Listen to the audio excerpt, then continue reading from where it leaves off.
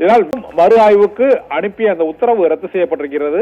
மேலும் மறு ஆய்வு குழுவுக்கு படத்தை அனுப்பும் முடிவு ஏற்கத்தக்கதல்ல என்றும் மறு ஆய்வுக்கு அனுப்பிய உத்தரவு ரத்து செய்யப்பட்டிருக்கிறது என்றும் நீதிபதி PT ஆசா வெளியிட்டுள்ள அந்த தீர்ப்பில் தெரிவிக்கப்பட்டிருக்கிறது. இருந்த போதிலும் மேலும் நாளை சனி ஞாயிறு என்பதால் திங்கள் செவ்வாய் ஆகிய 2 நாட்களுக்குள் சென்சார் சான்றிதழ் இந்த படத்திற்கு UA சான்றிதழ் வழங்கப்படும் என தெரிகிறது. அந்த ப்ரொசீஜர் நடைபெறுவதற்கு 2-3 நாட்கள் ஆகும் என்பதால் ஜனநாயகன் வெளியிடப்படும் தேதியை KVN புரொடக்ஷன்ஸ் அந்த சான்றிதழ் பெற்ற பிறகுதான் அதிகாரப்பூர்வமாக அறிவிக்கப்படும் என்றும் தெரிகிறது. இருந்த போதிலும் ஜனநாயகன் திரைப்படத்துக்கு இருந்த சிக்கல் தீர்ந்தது.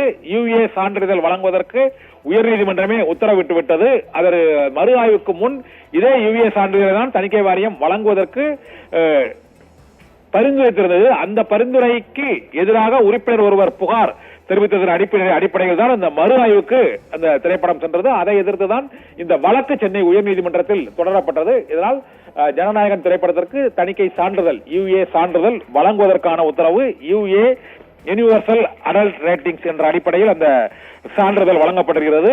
இது யூனிவர்சல் என்றால் அனைத்து வயது பிரிவினரும் குடும்பத்தினருடன் நண்பர்களுடன் பார்வையிடலாம். இதே போல அந்த 12 வயதுக்கு உட்பட்ட அந்த குழந்தைகள் அவருடைய பெற்றோர்கள் மற்றும் உறவினர்களோடு தான் செல்ல வேண்டும் என்பதுதான் அந்த யூனிவர்சல் அடல்ட் என்ற சான்றிதழுக்கான அதில் உள்ள அம்சங்கள்.